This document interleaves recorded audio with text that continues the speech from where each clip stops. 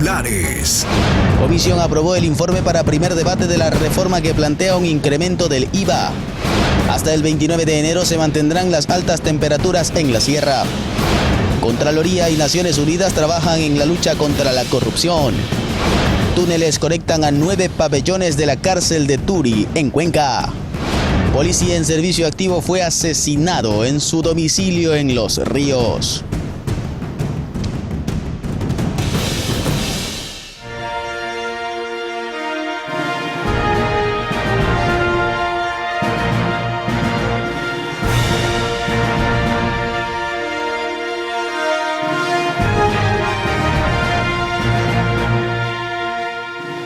¿Qué tal, amigos televidentes de Ecuador y el mundo? Muy buenos días, bienvenidos a Noticias Soromar.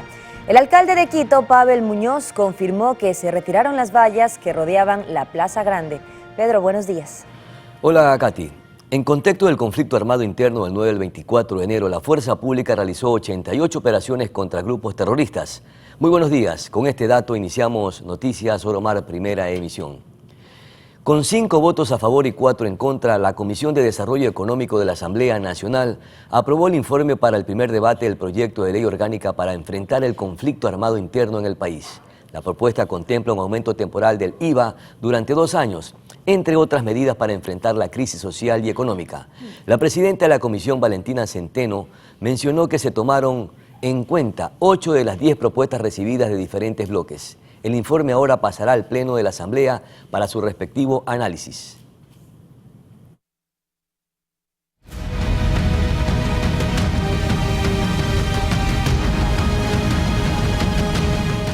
Y el presidente Daniel Noboa, la fiscal Diana Salazar, los ministros de Defensa e Interior, el alto mando de las fuerzas y la policía se reunieron con la jefa del Comando Sur de Estados Unidos, Laura Richardson, para tratar las acciones contra la ola de violencia que enfrenta Ecuador. Durante su encuentro, la comandante habló sobre la hoja de ruta de asistencia de seguridad para Ecuador y la inversión de $93.4 millones que Estados Unidos destinaría al país. Además, se detallaron acuerdos de cooperación militar que permitirían el intercambio de información de inteligencia entre ambos países. Y la Corte Constitucional da luz verde a los acuerdos entre Ecuador y Estados Unidos para enfrentar el conflicto armado interno. La Corte Constitucional dio luz verde a los acuerdos entre Ecuador y Estados Unidos. Con este dictamen, el gobierno podrá ratificar 2 tratados internacionales con el país norteamericano en la cooperación en seguridad y defensa. Estos documentos serán devueltos a la presidencia para que continúe con los trámites correspondientes.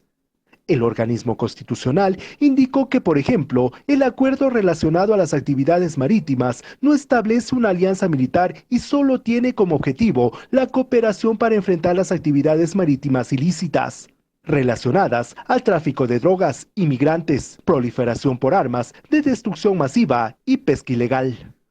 Y con ello ratifica que se mantiene la defensa de la soberanía y la integridad territorial. Son acuerdos de interdicción para hechos blancos delictivos en aire y en mar.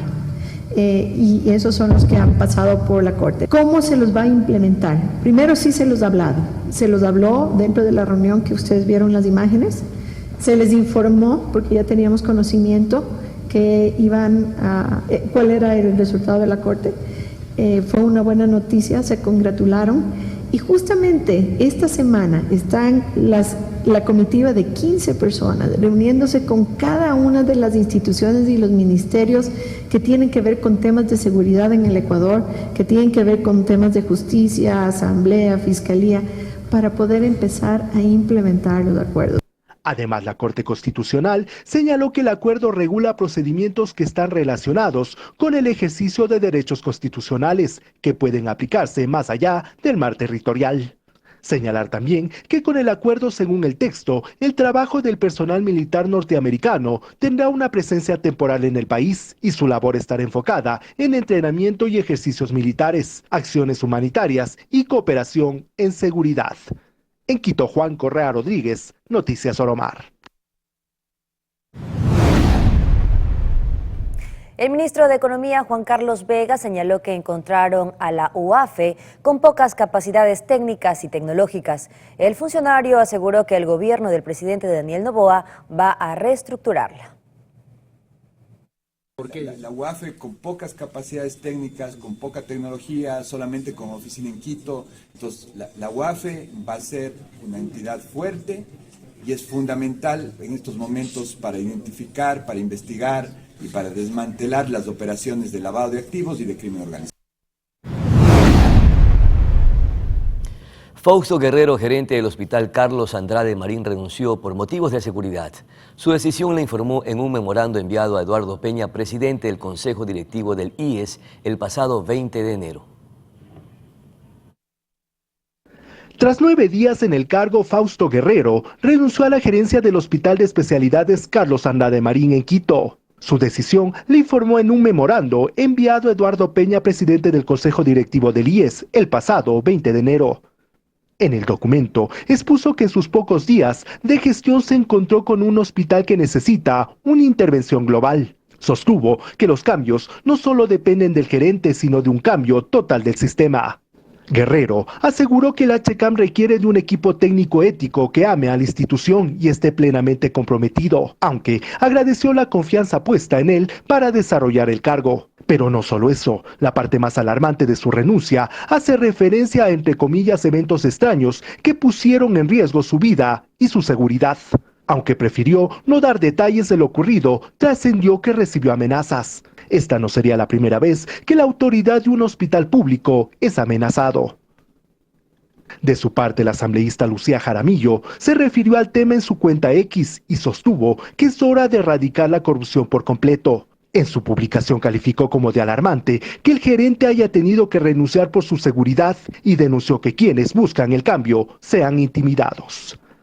En Quito, Juan Correa Rodríguez, Noticias Oromar. Bolívar Tello, director del ECU 911, reveló un rastreo ilegal del celular de Fernando Villavicencio. El pronunciamiento lo realizó este miércoles ante la comisión ocasional que investiga el asesinato del ex candidato presidencial.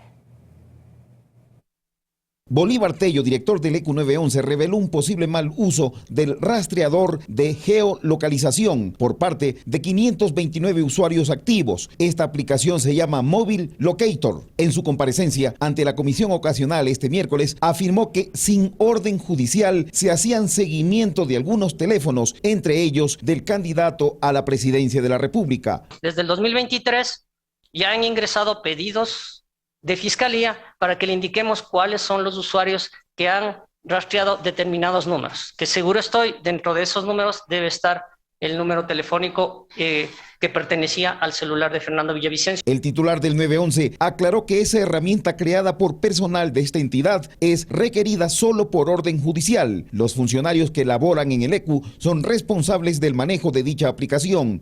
Cada funcionario, sea de Policía Nacional o sea del ECU 911, se loguea. ¿Qué quiero decir con esto que se loguea?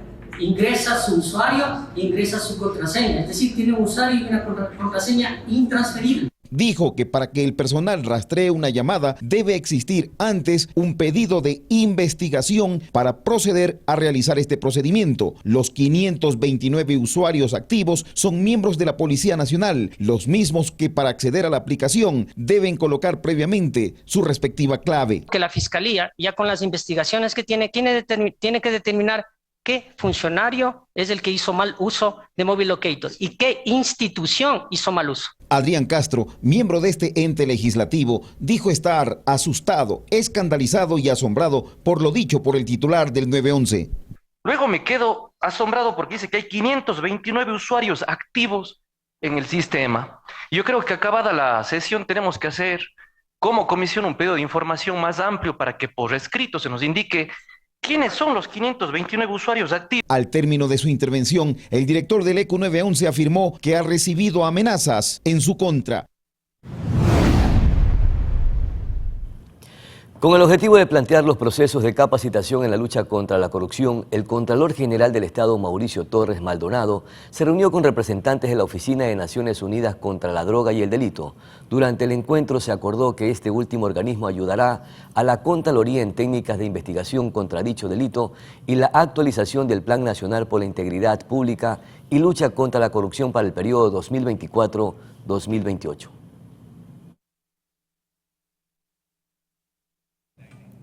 Según la canciller ecuatoriana Gabriela Sommerfeld, México aún no decide el futuro del ex vicepresidente de la República, Jorge Glass.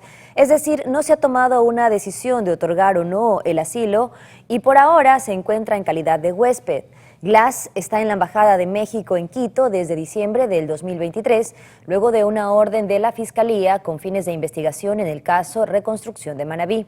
La funcionaria de Estado agregó que Glass sigue en el país, en la sede diplomática mexicana, y donde se mantiene en resguardo y control policial en los exteriores. El pasado 5 de enero del 2024, la justicia ordenó prisión preventiva para el ex vicepresidente por una investigación en su contra por presunto peculado. Y mucha atención porque el Gobierno Nacional oficializó su pedido de estatus de protección temporal para los ciudadanos ecuatorianos que se encuentren en Estados Unidos. Así lo confirmó la mañana de este miércoles 24 de enero la canciller Gabriela Sommerfeld. La medida beneficiaría a los residentes que se encuentran de manera irregular en suelo estadounidense. Sommerfeld aclaró que la medida solicitada no es para todo el mundo. Deben demostrar que son ecuatorianos, que no tienen regularizado su estatus y en algunos casos se piden antecedentes penales.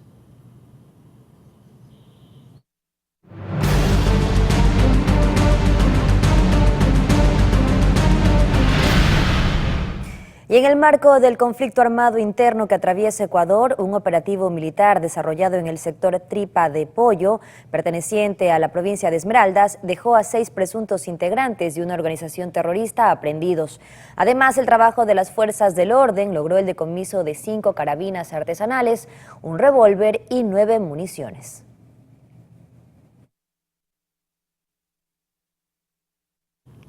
En la madrugada del miércoles 24 de enero se llevaron a cabo varios operativos en el sector de la Nueva Prosperina, en Guayaquil. La policía logró capturar a alias El Pingüino, un peligroso sujeto. Fueron 32 allanamientos en total a lo largo y ancho del distrito Nueva Prosperina. Ciudad Victoria y otros barrios fueron intervenidos con un gran contingente de uniformados. El resultado fue la desarticulación de los Fatales y los Águilas, que operaban como brazos armados de los choneros en el norte de Guayaquil. Como es el delito de asesinato, de microtráfico, de extorsiones, de tenencia ilegal de armas y de explosivos. Y es así que ante un despliegue que se realizó en toda la madrugada de los 3 ejes de la Policía Nacional, tanto el eje preventivo, investigativo y de inteligencia, hoy tenemos resultados importantes. El primer resultado importante es lograr detener al cabecilla de esta estructura que tiene los nombres de Oviedo Zambrano Pedro Jesús, más conocido en el mundo del AMPA como alias El Pingüino. El Pingüino no cayó solo, cayó con el ñaño, Brian Robert Zambrano Oviedo, a quien también le decían Pingüino.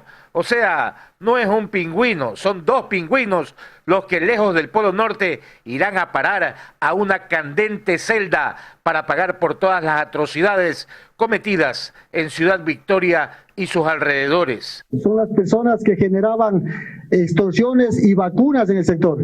Cabe señalar que dentro del poder de esta banda delictiva se encontró armas de largo alcance, como es con un fusil de última generación de uso bélico calibre 223, una pistola Glock 9 milímetros que van a ser periciadas para que ese cotejamiento nos diga en qué asesinatos, en qué homicidios fueron utilizados estas armas.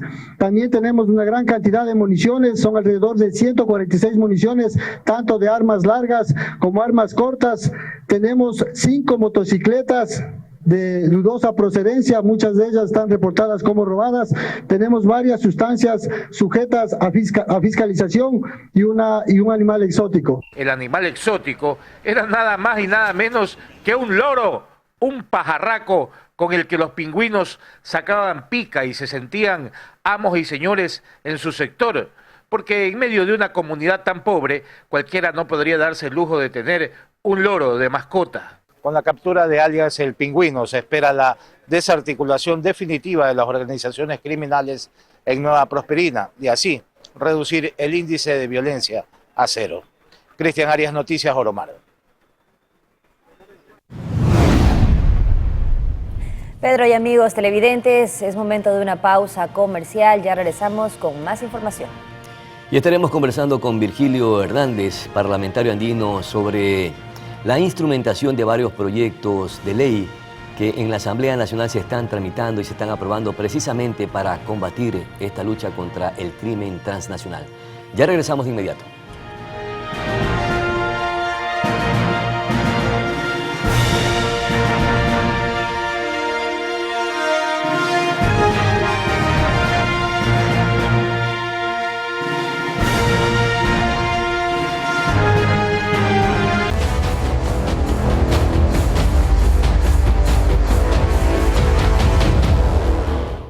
Gracias por seguir en nuestra sintonía.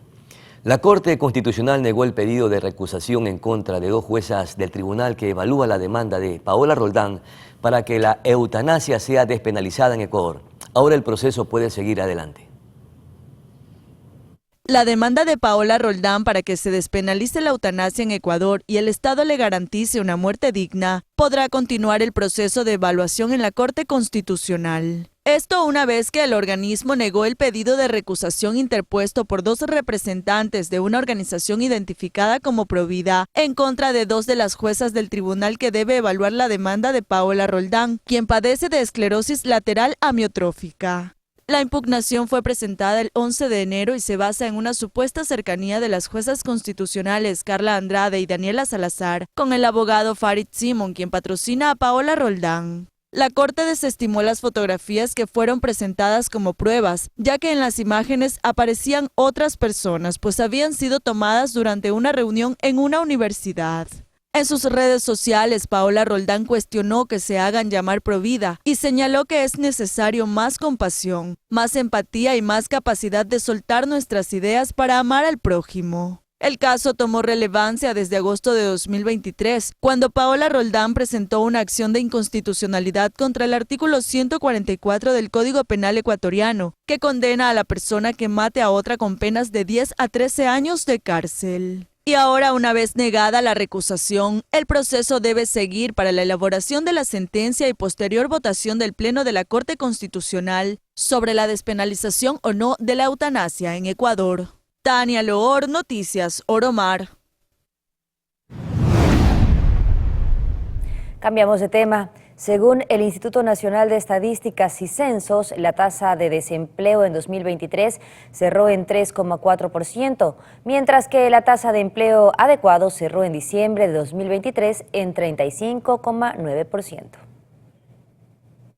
En diciembre de 2023, más personas en Ecuador engrosaron las cifras de desempleo, que cerró con una tasa de 3,4%, por encima que en igual mes de 2022, según el Instituto Nacional de Estadísticas y Censos. El desempleo subió tanto en el área urbana como en el área rural, de acuerdo con la encuesta nacional de empleo, desempleo y subempleo de diciembre de 2023. El subempleo, en cambio, subió ubicándose en 21,2% en diciembre, es decir, 1,8 puntos porcentuales más que en diciembre de 2022, cuando estaba en 19,4%. Las personas en el subempleo perciben menos de un salario básico al mes o trabajan menos de 40 horas a la semana. La tasa de empleo adecuado cerró en diciembre de 2023 en 35,9%. Para el mismo mes de 2022 se ubicó en 36%. Los trabajadores con empleo adecuado ganan al menos un salario básico y laboran 40 horas a la semana, pero no necesariamente están en el sector formal de la economía. El empleo informal continúa al alza en Ecuador. En el último mes del año que terminó, cerró con una tasa del 55,7%, un incremento de 2,3 puntos porcentuales frente a diciembre de 2022. María José Pino Argote, Noticias Oromar. Ahora les contamos, me confirma producción, estamos en un enlace en vivo con Daniel Moreira, quien se encuentra precisamente para que nos cuente algunos sucesos importantes. Adelante, Daniel, estás en Manta. Buenos días. ¿Qué tal, compañeros? En este caso estamos hoy en el cantón Puerto Viejo, en la provincia de Manabí.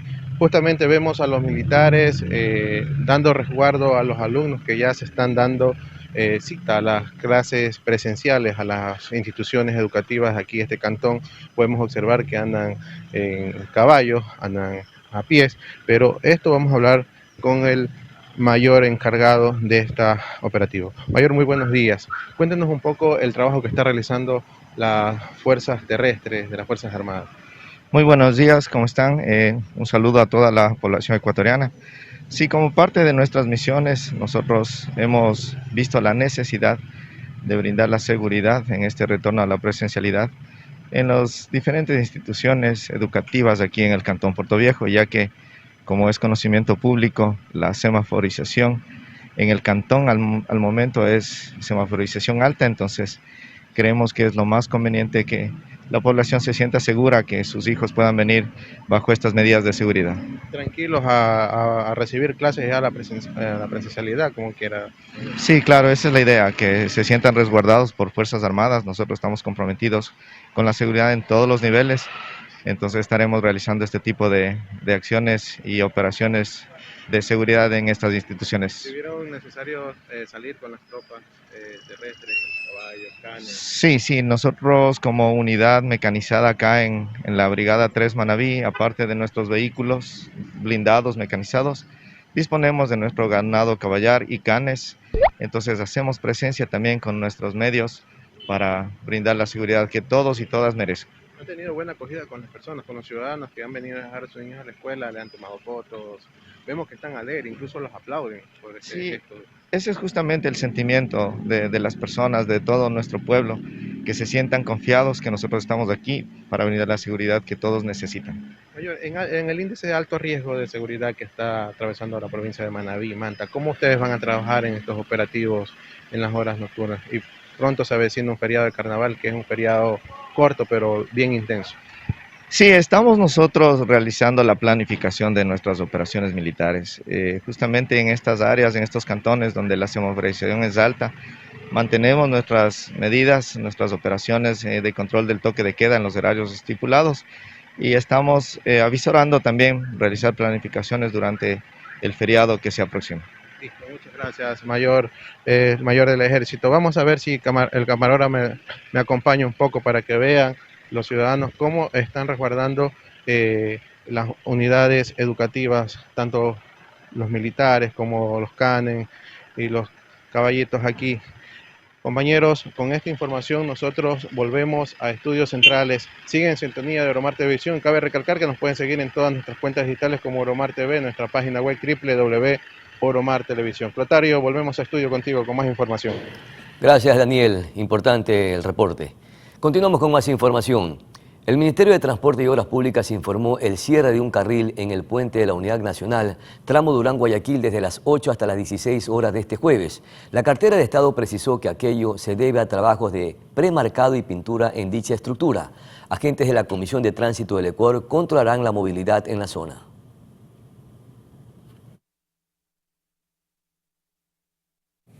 Y mucha atención, porque en la serranía ecuatoriana, entre este jueves 25 y viernes 26 de enero, se mantendrán las altas temperaturas diurnas. Así lo dio a conocer el Instituto de Meteorología e Hidrología, INAMI.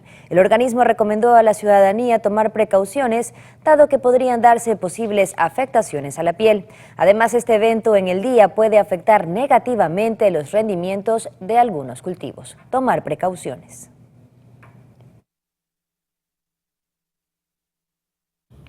Y este miércoles 24 de enero iniciaron los trabajos para reponer el asfalto en medio kilómetro del carril paralelo al puente 3 de la conocida vía Manta-Coliza en dirección Manta a Montecristi, a la altura del ingreso a Cielito Lindo. Además, Emilio Macías, coordinador de infraestructura de la municipalidad, se refirió al cuarto puente. En efecto, hoy día estamos abriendo el carril superior del puente, es un trabajo provisional hasta colocar el asfalto en la parte baja. Una vez que colocamos el asfalto en la parte baja, se vuelve a cerrar porque faltan ciertas obras todavía dentro del puente, como la iluminación y como la señalética horizontal y vertical. Es un trabajo que va a durar ciertas horas exclusivamente para realizar trabajo en la parte inferior. El otro carril, que está en mi mano derecha del lado de acá, que en sentido Montecristi-Manta, va a tener un poquito más de trabajo y si vamos a tener que abrir todo el puente, en virtud de que hacer unas cunetas, hay que todavía sacar un cerco que está en ese sector para poder de esta forma colocar el asfalto en ese lado. Pero el lado que estamos ahorita habilitando, que es en el sentido Manta-Montecristi, hoy día se puede habilitar, va a quedar todo asfaltado ya toda parte inferior. y luego de esto abriremos nuevamente la circulación sobre el puente. Sobre el puente que está en San Juan, que también es un poco más grande que este y que se necesita una inversión más fuerte, ¿no? En efecto, ya tuvimos una reunión con el señor ministro, la alcaldesa en días pasados visitó en Quito al ministerio, conversamos acerca del puente, tiene toda la predisposición de parte del nuevo gobierno de poder hacer esta obra tan necesaria para la ciudad para acabar con este puente que hoy en día es un elefante blanco. Recordemos que de los 4 puentes que estaban comenzados es el único que nos faltaría. Existe la predisposición total de parte del ministerio, de parte del señor presidente de terminar este puente y en los próximos días esperemos tener novedades.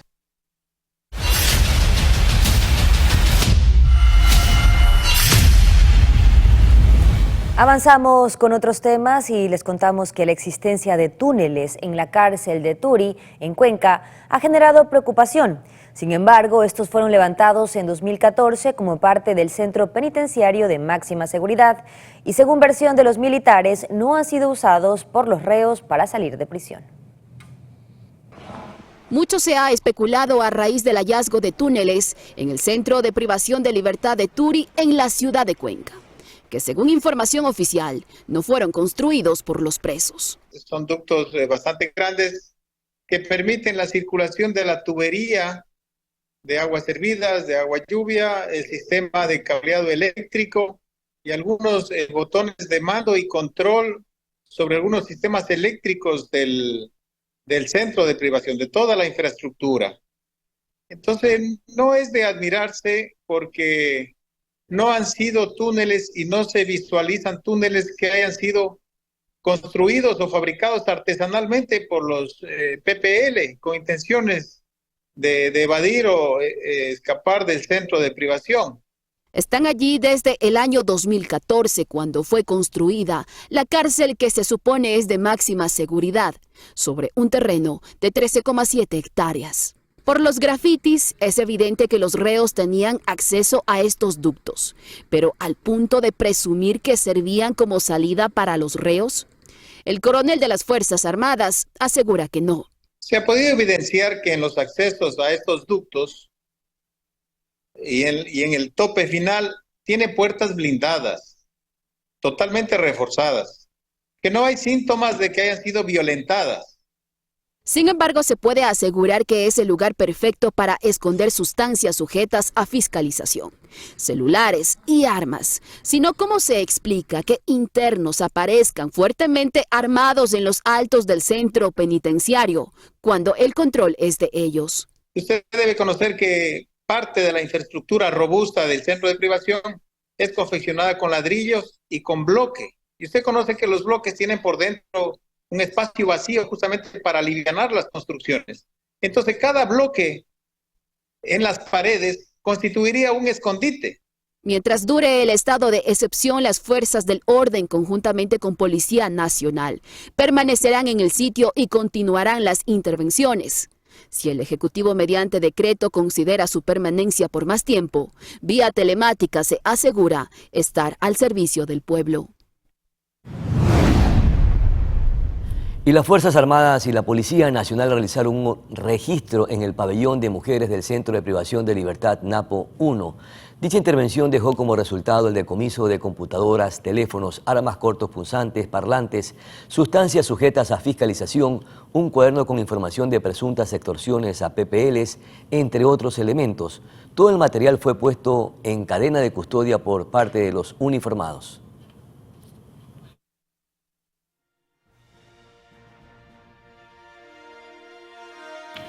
Amigos televidentes, es momento de una nueva pausa comercial. Ya regresamos con más noticias y también nuestro entrevistado, Pedro. Efectivamente, y la Comisión de lo Económico aprobó el informe de mayoría para el alza del IVA que irá al Pleno de la Asamblea Nacional. Sobre este tema también estaremos conversando con Virgilio Hernández, parlamentario andino. Volvemos de inmediato.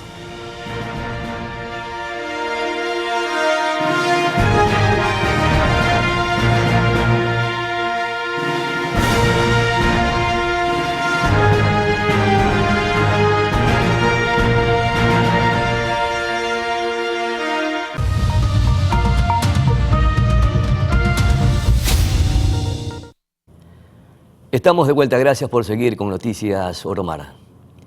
Para seguir combatiendo a las mafias criminales, no solo se requiere de la intervención de policías y militares, que hasta ahora definitivamente están logrando que estas estructuras transnacionales se replieguen.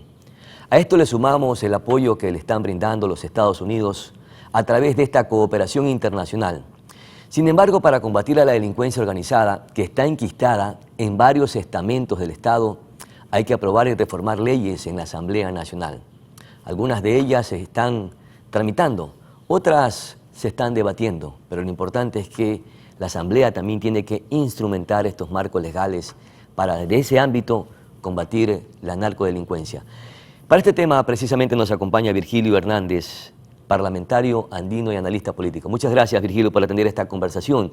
En la Asamblea Nacional, sin lugar a dudas, tenemos bancadas que tienen ideologías diferentes, divergencias de criterios, de pensamiento, etcétera, pero están sumándose para enfrentar esta lucha contra la delincuencia transnacional.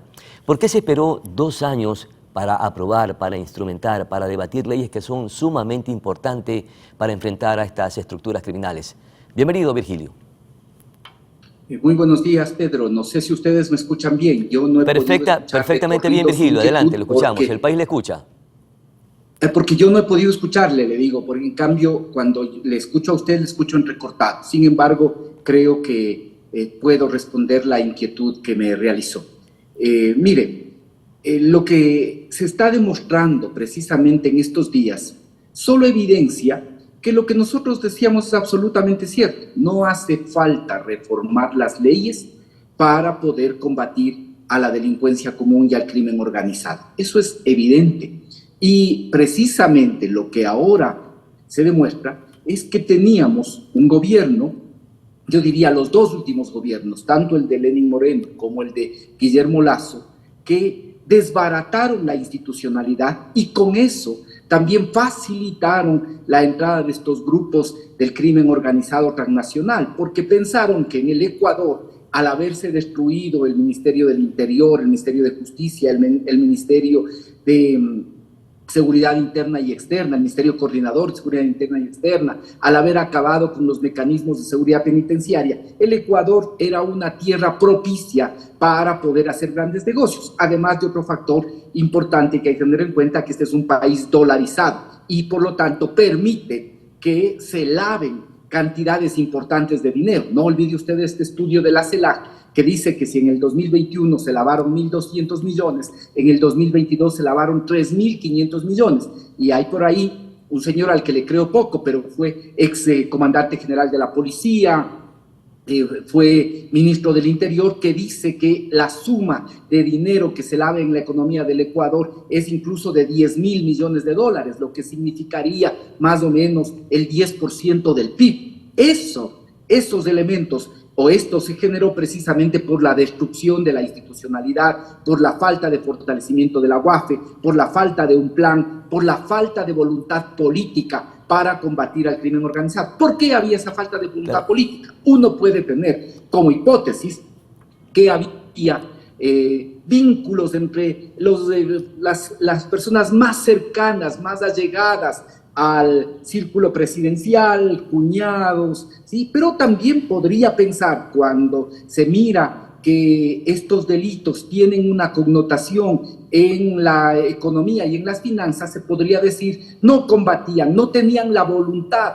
de combatir, y algunos incluso hablan de tener un pacto, porque esto beneficiaba la acumulación de sectores financieros, porque esto beneficiaba la acumulación de grupos ligados al capital financiero en donde se lavan estos recursos. De tal manera que creo que lo que ha sido y lo que ha faltado aquí es voluntad política, ganas de enfrentar al crimen organizado, destruyeron la institucionalidad, además empobrecieron a la población, con lo cual tenemos los componentes perfectos, adicionalmente de la ausencia de un plan de seguridad y falta de políticas, y con ello tenemos el escenario para vivir lo que hoy el Ecuador enfrenta, ser el país más violento de la región, Virgilio, con 46 muertos por cada 100.000 habitantes. Lo único que necesitaba el país era tener un gobernante que tenga ese liderazgo y esa voluntad política para combatir las mafias delincuenciales. Sin embargo, en la Asamblea Nacional se están tratando, se están apoyando, se están instrumentando leyes que también permitan combatir la narcodelincuencia, entre ellas la ley de extinción de dominio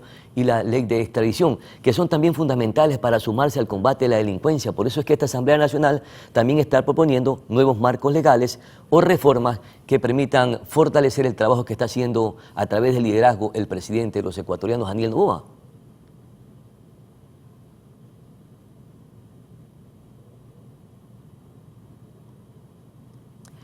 No sé si tenga retorno, me confirma Virgilio. No le estoy escuchando, ahora sí prácticamente no le he escuchado. No escuchó la pregunta, ya, perfecto, se la reitero. Le decía yo que coincido que faltó liderazgo, faltó esa decisión, esa voluntad política del presidente anterior para combatir estas estructuras criminales.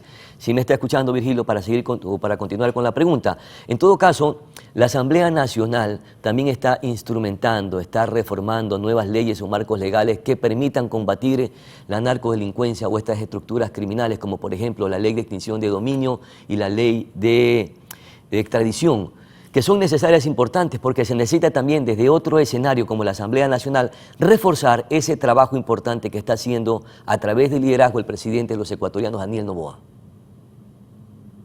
Mire, vuelvo a tener problemas con el retorno, pero entiendo que me pregunta por el marco de lo que ahora se está discutiendo en la Asamblea Nacional y estos aspectos que incluso están siendo sometidos a la consulta popular. Yo creo sinceramente que con la consulta popular el gobierno está desperdiciando dos elementos que le son en este momento urgentes, que le son necesarios. Está desperdiciando recursos y está desperdiciando tiempo. Y las dos cosas le hacen falta al país.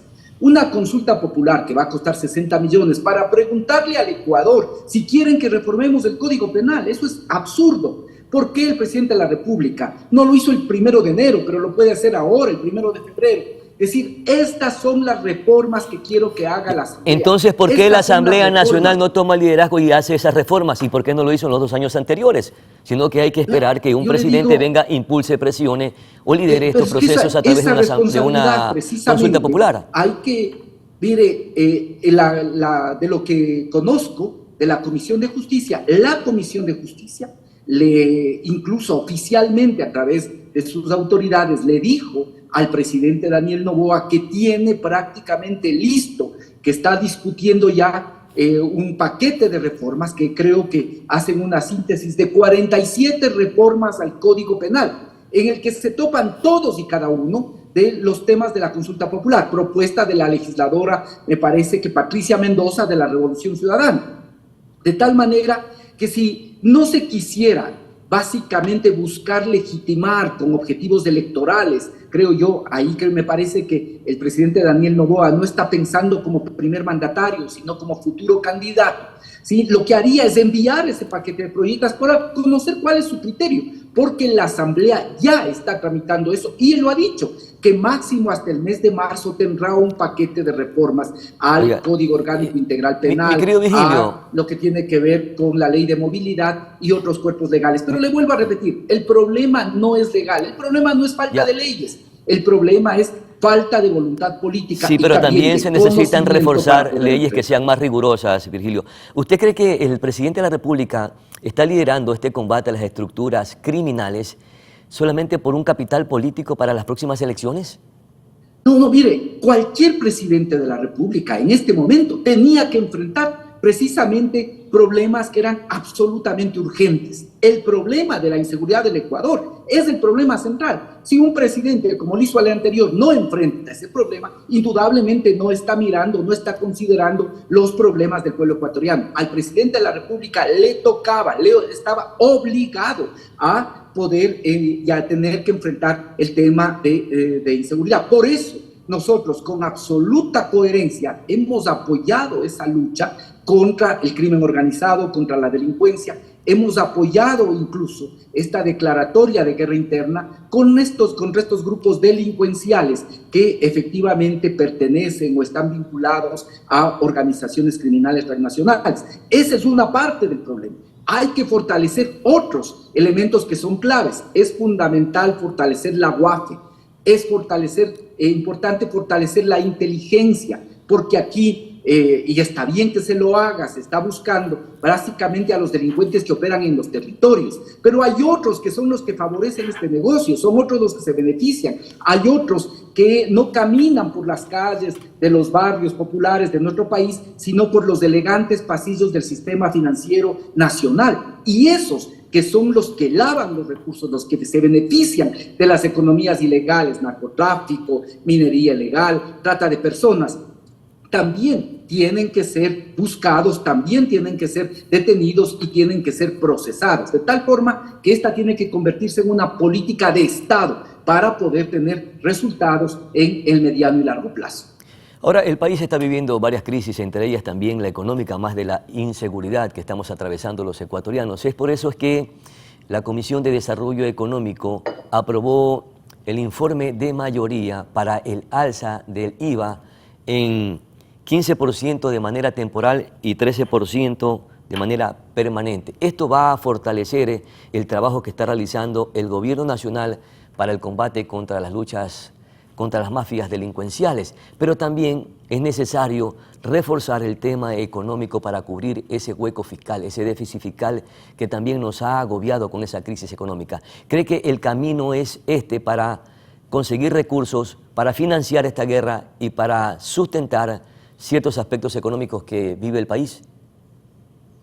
Pedro, la posición de la Revolución Ciudadana ha sido clara y enfática desde el primer momento. Nosotros no vamos a apoyar este tipo de impuestos que le afectan precisamente a los sectores que han sido más golpeados por la violencia, a los sectores populares y a los sectores medios. No vamos a apoyar. Y no solo que nos hemos quedado en decir que no vamos a apoyar, le hemos ofrecido fuentes alternativas que no solo suman los 1.100 millones que en este año otorgaría el incremento del IVA, sino que pueden sumar más y nos pueden además permitir tiempo para discutir otros temas que tienen que discutirse. Hay que discutir el tema de la focalización de los combustibles. Claro que hay que discutir el tema de la focalización de los combustibles. No puede ser que personas con alto poder adquisitivo, que tienen vehículos de alta gama y luego después se benefician de subsidios a los combustibles o se benefician del subsidio al gas. Tiene que discutirse, pero hay que encontrar y hay que ganar tiempo para discutir de manera que eso no afecte a las personas más necesitadas, a los sectores más golpeados.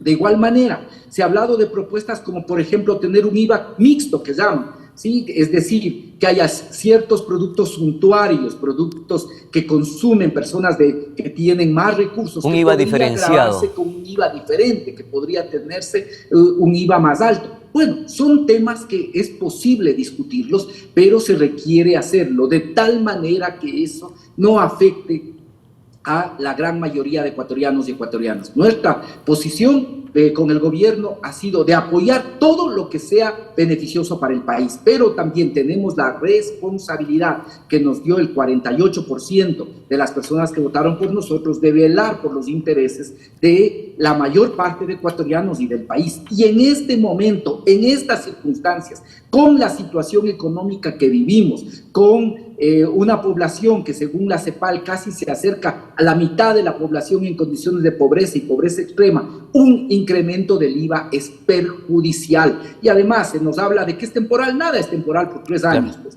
Después de 3 años nos dirán que esto ya está asimilado en la economía y se quedará como permanente. Virgilio. Le hemos ofrecido otras fuentes de financiamiento y veamos que el gobierno tenga la apertura para poder recoger y escuchar estas propuestas y que no ceda, porque más allá del planteamiento del gobierno, le digo, aquí hay una intransigencia de organismos como el Fondo Monetario Internacional que básicamente están presionando para ese incremento en el IVA. El informe de mayoría de la Comisión de Desarrollo Económico se aprobó con 5 votos a favor y 4 en contra. No tuvieron el apoyo ni el respaldo de quienes integran los movimientos de Revolución Ciudadana o UNES, y en este caso también del Partido Social Cristiano. ¿Cree que pasando al Pleno de la Asamblea Nacional y cuando se empiece a debatir, cuando se empiece a discutir este proyecto de ley, tenga la acogida y los votos necesarios para aprobar este marco legal que permita financiar esta guerra? Mire, le digo con claridad, nosotros hemos señalado que no vamos a apoyar, no apoyamos en la comisión, no apoyaremos en el pleno, nosotros somos la principal fuerza, tenemos 51 votos. Hay otras fuerzas políticas que también han coincidido con nuestro criterio y han señalado que no apoyarán y le ofrecen otras fuentes de financiamiento al gobierno. Pero en esto yo le digo... ¿Pero se podría perfeccionar este proyecto en el pleno de la Asamblea con las discusiones, con aportes?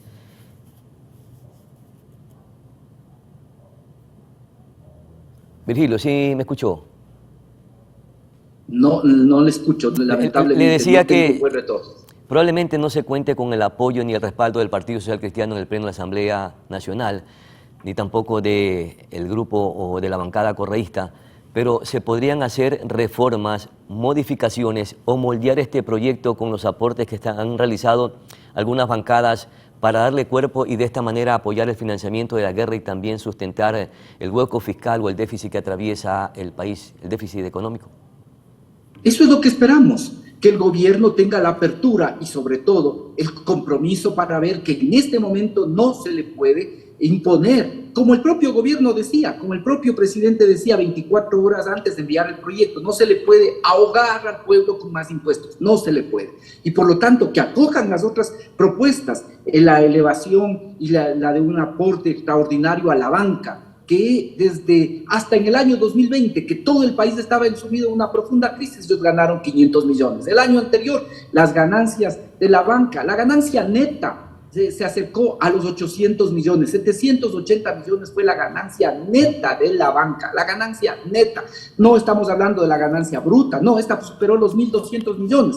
Por lo tanto, no tiene por qué encarecerse los costos financieros, porque esto ya es la ganancia neta que tuvieron los bancos. Ahí hay una medida que también le daría al gobierno más de 200 millones, volver a colocar el impuesto a la salida de divisas en el 5% e incluso subir un punto más al 6%, le daría también recursos importantes en este año por más de 1.000 millones para poder enfrentar la situación que vive el país. Muchas gracias. Hay otras propuestas, otras fuerzas han planteado, hay que esperar que el gobierno tenga sensibilidad, que no se puede cargar el peso de la guerra sobre los que ya han sido afectados por la violencia y recoja otras propuestas alternativas que le hemos planteado desde distintos sectores políticos. Muchas gracias, muy gentil, Virgilio Hernández, por sus aportes.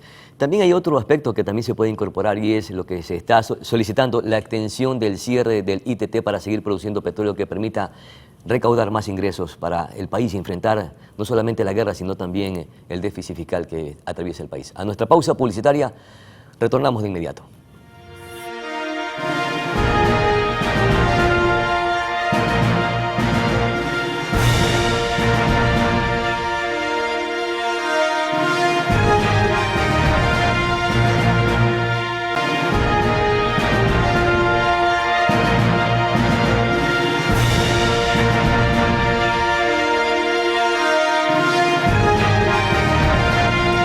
Amigos televidentes, estamos de regreso e inmediatamente hacemos enlace en vivo con nuestro compañero Cristian Arias desde la ciudad de Guayaquil.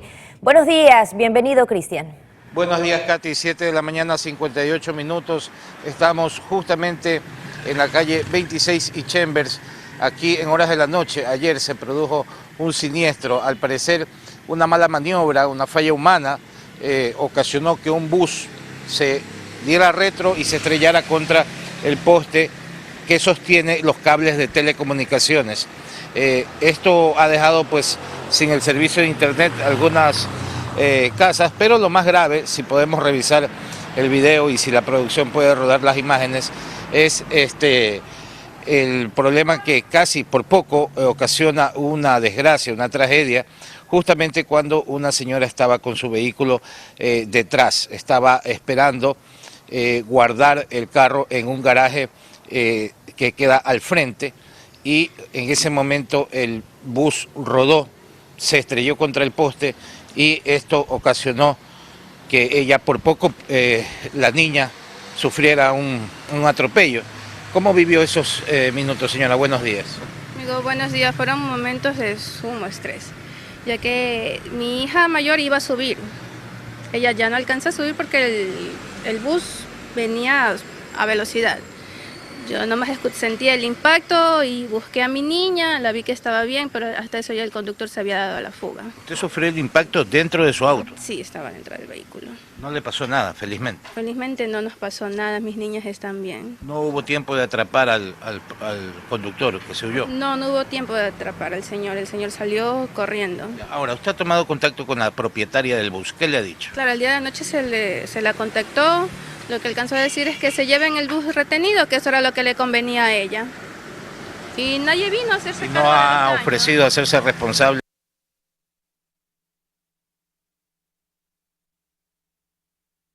de los daños? No, nadie ha venido. No se ha hecho cargo nadie de los daños. Bien, esa es la situación que enfrenta esta familia. Nosotros vamos a concluir este informe aquí. Obviamente esperan que las autoridades, en el momento que conozcan el caso, esto tendrá que ya ir a una audiencia, favorezcan a quien ha sufrido la peor parte, ¿no? Y que por poco corre el riesgo y en peligro la vida de las niñas. Nosotros estamos terminando. Katy, tú tienes, Pedro tienen que despedir ya, porque son las 8 en punto, en vivo desde la 26 y Chambers. Vamos a estudio con ustedes. Un saludo muy especial para ti, Cristian. Gracias por ese informe. Pedro, esta situación que se vive en Guayaquil y que no haya un responsable de lo ocurrido, sin embargo, lo bueno es que tanto la niña como la mamá están en buen recaudo. Pero fue una desgracia definitivamente con suerte y la dueña o los dueños del bus tienen que hacerse responsables. Lamentablemente fue una mala maniobra, no sé si fue una falla técnica, pero en todo caso, gracias a Dios no pasó absolutamente nada. Creo que con esto estamos llegando ya a la parte final, mi querida Katy. Muchas gracias, buenos días, felicidades.